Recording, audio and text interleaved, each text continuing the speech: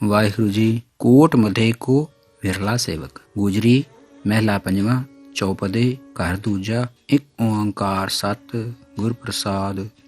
किरियाचार करह खट कर्मा इतरा ते संसारी।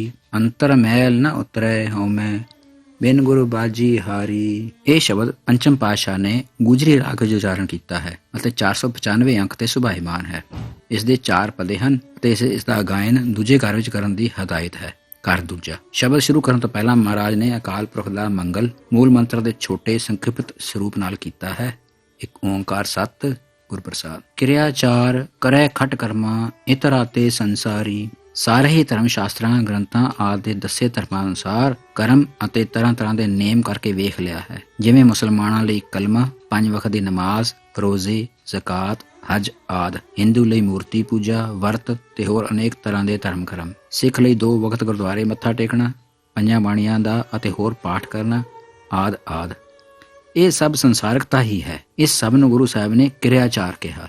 ਇਸਲਾਮ ਵਿੱਚ ਇਸ ਕਿਰਿਆਚਾਰ ਨੂੰ ਸ਼ਰ੍ਹਾ ਕਹਿੰਦੇ ਹਨ। ਸ਼ਰ੍ਹਾ ਮੁਤਾਬਕ ਕਲਮਾ, ਨਮਾਜ਼ ਆਦਿ 5 ਕੰਮ ਰੋਜ਼ ਦੇ ਕਰਨੇ ਜ਼ਰੂਰੀ ਹਨ। ਪਰ ਸ੍ਰੀ ਗੁਰੂ ਨਾਨਕ ਸਾਹਿਬ ਦਾ ਫਰਮਾਨ ਹੈ ਕਿ ਨਿਰਾ ਸ਼ਰੀਅਤ ਤੇ ਚੱਲਣ ਵਾਲਾ ਹੀ ਪ੍ਰਭੂ ਦਾ ਭੇਦ ਜਾਣੇ ਬਿਨਾਂ ਕਿਸੇ ਕੰਮ ਦਾ ਨਹੀਂ। ਸਰੈ ਸ਼ਰੀਅਤ ਕਰੈ ਵਿਚਾਰ ਬਿਨ ਬੂਝੇ ਕੈਸੇ ਪਾਵੈ ਪਾਰ। ਅੰਕ 84। ਅੰਤਰ ਮੈਲ ਨਾ ਉਤਰੈ ਹਉਮੈ ਬਿਨ ਗੁਰ ਬਾਜੀ ਹਾਰੀ। ਇਹਨਾਂ ਸਾਰੇ ਕਰਮਾਂ ਨਾਲ ਅੰਦਰ ਦੀ ਹਉਮੈ ਦੀ ਮੈਲ ਨਹੀਂ ਜਾਂਦੀ।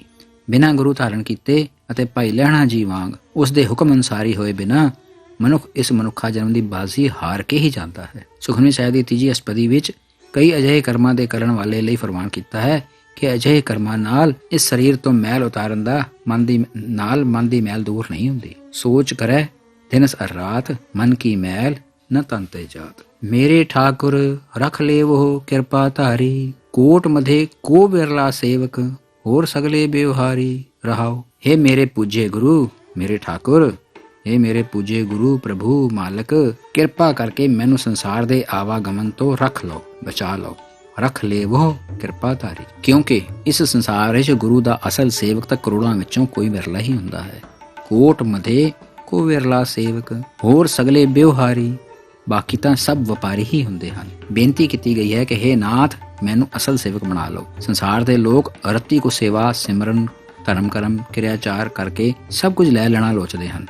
ਜਿਵੇਂ 739 ਅੰਕ ਤੇ ਸ੍ਰੀ ਗੁਰੂ ਅਰਜਨ ਸਾਹਿਬ ਦਾ ਫਰਮਾਨ ਹੈ ਕਿ ਰੱਤੀ ਪਰ ਸੇਵਾ ਸਿਮਰਨ ਕਰਕੇ ਮਨੁੱਖ ਜ਼ਿਆਦਾ ਮੰਗਦਾ ਹੈ। ਇੰਜੋ ਵਾਹਿਗੁਰੂ ਦੇ ਦਰਬਾਰ ਵਿੱਚ ਪੁੱਜ ਤਾਂ ਸਕਦਾ ਨਹੀਂ, ਪਰ ਜਤਲਾਉਂਦਾ ਇਹ ਹੈ ਕਿ ਉਸਨੇ ਸਭ ਕੁਝ ਪ੍ਰਾਪਤ ਕਰਨ ਦੇ ਯੋਗ ਹੋ ਗਿਆ ਹੈ। ਸੇਵਾ ਥੋਰੀ ਮੰਗਣ ਬਹੁਤਾ ਮੈਲ ਨਾ ਪਾਵੇ ਕਹਿ ਤੋ ਬਹੁਤਾ। ਧਾਰਮਿਕ ਕਰਮ ਵੀ ਲਾਲਚ ਤਹਿਤ ਕਰਨ ਵਾਲੇ ਤਾਂ ਬਹੁਤ ਹਨ, ਪਰ ਪ੍ਰੇਮ ਖਾਤਰ ਪ੍ਰੇਮ ਕਰਨ ਵਾਲੇ ਅਤੇ ਬਿਨਾਂ ਮੰਗਦੇ ਸੇਵਾ ਕਰਨ ਵਾਲੇ ਵਿਰਲੇ ਹੀ ਹੁੰਦੇ ਹਨ, ਜੋ ਸਿਰਫ ਆਪਣੀ ਆਤਮਾ ਦੇ ਚਾਅ ਖਾਤਰ ਭਗਤੀ ਅਤੇ ਸੇਵਾ ਕਰਦੇ ਹਨ। ਜਿਵੇਂ ਬਾਬਾ ਅਮਰਦਾਸ ਸਾਹਿਬ ਨੇ ਸ੍ਰੀ ਗੁਰੂ ਅੰਗਦ ਸਾਹਿਬ ਦੀ ਕੀਤੀ। ਇਸ ਬਾਬਤ ਸੁਖਮਨੀ ਸਾਹਿਬ ਵਿੱਚ ਫਰਮਾਨ ਹੈ, ਕਰੈ ਭਗਤ ਆਤਮ ਕੈ ਚਾਏ।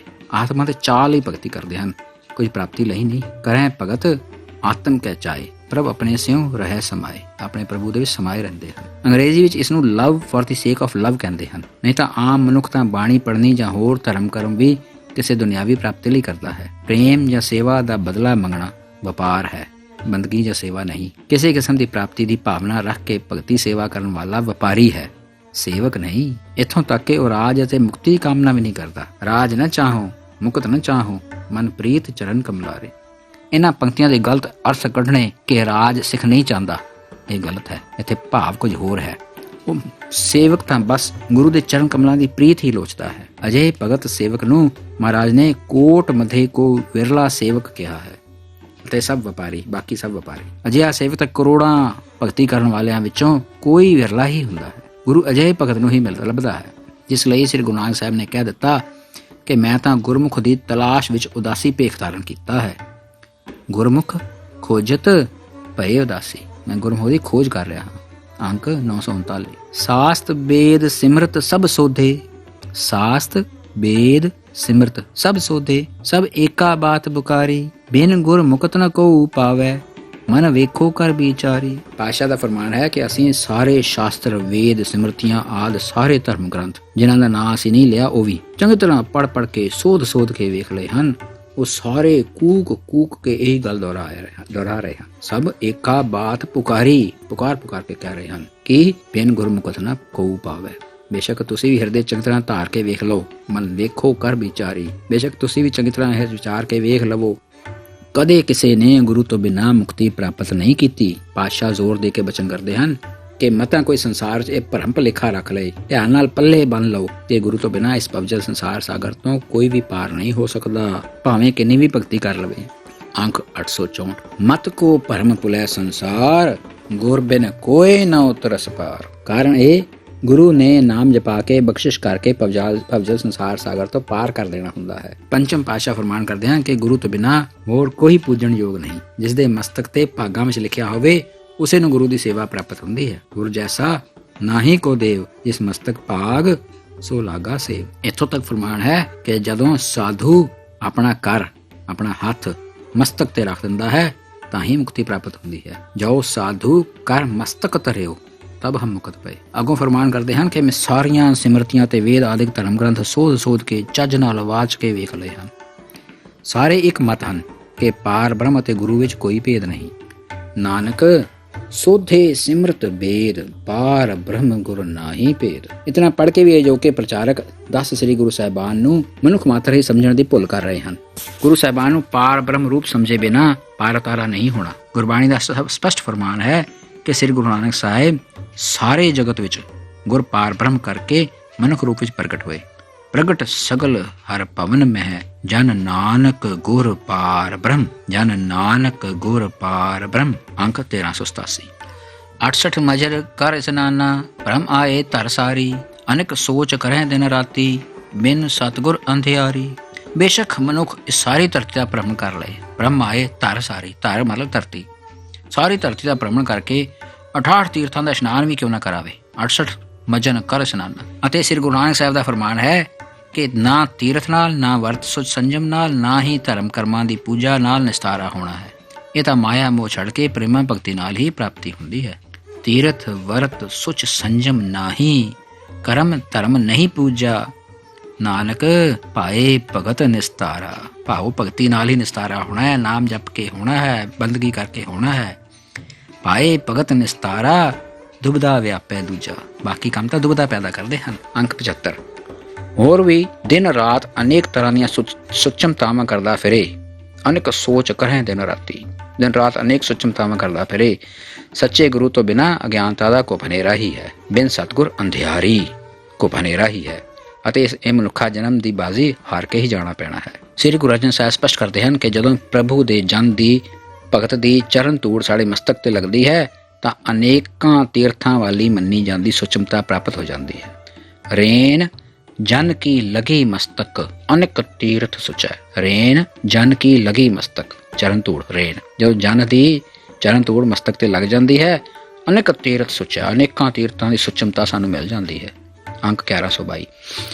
ਪਾਤਸ਼ਾਹ ਫਰਮਾਨ ਕਰ ਰਹੇ ਹਨ ਕਿ ਅਸਲ 68 ਤੀਰਥਾਂ ਦਾ ਇਸ਼ਨਾਨ ਤਾਂ ਉਸਨੇ ਕਰ ਲਿਆ ਜਿਸਨੇ ਸਾਧੂ ਦੇ ਚਰਨਾਂ ਦੀ ਧੂੜ ਦਾ ਇਸ਼ਨਾਨ ਕਰ ਲਿਆ। ਕਿਉਂਕਿ ਸਾਧੂ ਦੀ ਸੰਗਤ ਵਿੱਚ ਮਨੁੱਖ ਬੈਠਦਿਆਂ ਵਾਹਿਗੁਰੂ ਵਾਹਿਗੁਰੂ, ਸੌਂਦਿਆਂ ਹਰ ਵਕਤ ਵਾਹਿਗੁਰੂ ਵਾਹਿਗੁਰੂ ਵਾਹਿਗੁਰੂ ਸਿਮਰਨ ਰੂਪੀ ਨਾਮ ਰਸ ਭੋਜਨ ਖਾਂਦਾ ਹੈ। ਬੈਠਤ ਹਰ ਹਰ, ਸੋਵਤ ਹਰ ਹਰ। ਹਰ ਹਰ ਮੀਨਸ ਵਾਹਿਗੁਰੂ ਵਾਹਿਗੁਰੂ। ਬੈਠਤ ਹਰ ਹਰ, ਸੋਵਤ ਹਰ ਹਰ, ਹਰ ਰਸ ਭੋਜਨ ਖਾਤਾ। 68 ਤੀਰਥ ਮਜਨ ਕੀਨੋ, ਸਾਧੂ ਧੂਰੀ ਨਾਤਾ। 68 ਤੀਰਥਾਂ ਦਾ ਮਜਨ ਇਸ਼ਨਾਨ ਹੋ ਗਿਆ ਜਿਸ ਸਾਧੂ ਦੀ ਧੂਰੀ ਇਸ਼ਨਾਨ ਲਿਆ। ਅੰਕ 532। ਗੁਰੂ ਸਾਹਿਬ ਨੇ ਹਰ ਹਰ ਦਾ ਸ਼ਬਦ ਦਾ ਵਾਰ-ਵਾਰ ਪ੍ਰਯੋਗ ਕਰਕੇ ਸਿਮਰਨ ਦੀ ਵਿਧੀ ਦੱਸੀ ਹੈ ਕਿ ਇਹ ਗੁਰਮੰਤਰ ਦਾ ਵਾਰ-ਵਾਰ ਉਚਾਰਨ ਕਰਕੇ ਕੀਤਾ ਜਾਣਾ ਹੈ। ਹੋਰ ਫਰਮਾਨ ਕਰਦੇ ਹਨ ਕਿ ਕਰੋੜਾਂ ਤੀਰਥਾਂ ਦੇ ਇਸ਼ਨਾਨ ਕਰਨ ਨਾਲ ਵੀ ਮੈਲ ਨਹੀਂ ਧੋਤੀ ਜਾਂਦੀ। ਜੋ ਸਾਧੂ ਦੀ ਸੰਗਤ ਕਰਦਿਆਂ ਹੋਇਆਂ ਵਾਹਿਗੁਰੂ ਦਾ ਸਿਮਰਨ ਕਰਦੇ ਹਨ ਉਹੀ ਮੈਲ ਰਹਿਤ ਕਰ ਲਏ ਜਾਂਦੇ ਹਨ। ਆਪਣੇ ਆਪ ਨਹੀਂ ਹੋ ਸਕਦਾ ਬੰਦਾ ਮੈਲ ਰਹਿਤ। ਕੋਟ ਤੀਰਥ ਮਜਨ ਇਸ਼ਨਾਨਾ। ਕਰੋੜਾਂ ਤੀਰਥਾਂ ਦਾ ਇਸ਼ਨਾਨ ਕਰ ਲਵੇ, ਮਜਨ ਕਰ ਲਵੇ। ਇਸ ਕਲ ਮੈਂ ਮੈਲ ਭਰੀਜੈ। ਇਸ ਕਲ ਯੁੱਗ 'ਚ ਮੈਲ ਹੀ ਮੈਲ ਰਹਿਣੀ ਹੈ। ਸਾਧ ਸੰਗ, ਸਾਧੂ ਦੀ ਸੰਗਤ ਕਰਦਿਆਂ ਹੋਇਆਂ ਸਾਧ ਸੰਗ ਜੋ ਹਰ ਗੁਣ ਗਾਵੇ, ਜੋ ਵਾਹਿਗੁਰੂ ਦੀ ਸਿਫਤ ਸਲਾਹ ਕਰਦਾ ਹੈ, ਸਿਮਰਨ ਕਰਦਾ ਹੈ, ਸੋ ਨਿਰਮਲ ਕਰ ਲੀਜੈ। ਉਸ ਨੂੰ ਵਾਹਿਗੁਰੂ ਨਿਰਮਲ ਕਰਦਾ ਹੈ। ਅੰਕ 747। ਆਖਰੀ ਪੰਕਤੀਆਂ ਹਨ। ਧਾਵਤ ਧਾਵਤ ਸਭ ਜਗ ਧਾਇਓ, ਅਬ ਆਏ ਹਰ ਦੁਆਰੀ। ਦੁਰਮਤ ਮੇਟ ਬੁੱਧ ਪ੍ਰਗਾਸੀ, ਜਨ ਨਾਨਕ ਗੁਰਮੁਖ ਤਾਰੀ। ਮੈਂ ਆਪਣੀ ਮਰਜ਼ੀ ਕਰਕੇ ਸਾਰਾ ਜਗ ਬਹੁਤ ਭਟਕ ਭਟਕ ਕੇ ਵੇਖ ਲਿਆ। ਧਾਵਤ ਧਾਵਤ ਸਭ ਜਗ ਧਾਇਓ। ਹਾਰ ਕੇ ਹੇ ਹਰੀ ਸੁਆਮੀ ਜੀ, ਹੁਣ ਅਖੀਰ ਮੈਂ ਤੇਰੇ ਦੁਆਰ ਤੇ ਤੇਰੀ ਸ਼ਰਨ ਚੜ੍ਹ ਡਿੱਗਾ।